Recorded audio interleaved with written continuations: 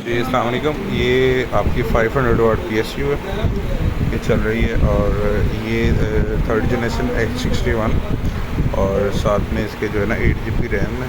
ये हार्ड्स लगी हैं आपकी 500 GB। और यहाँ पे SSD भी ये देखें SSD लगी। ये चल रहा है जी RX 590 ग्राफिक का। ठीक है जी, आपको निकाल के इसका सीरियल भी दिखाते हैं। ये इसके फैन वगैरह चल रहे हैं, होना सारा कुछ। और ये इसका टेस्ट हो गया। उसके बाद हम आपको ग्राफिक कार्ड्स की प्रॉपर्टी वगैरह, ग्राफिक कार्ड को दिखा दिया। अब प्रॉपर्टी भी चेक करवाते हैं। आप देख सकते हैं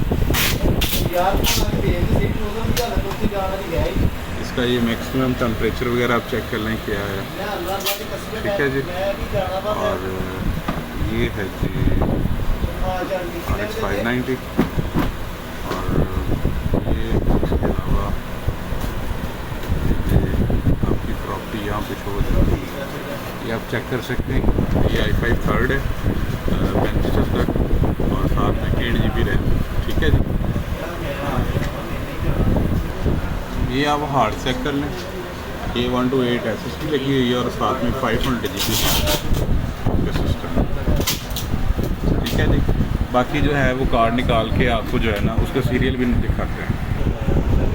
जी ब्रदर, ये मैंने कार्ड निकाला है।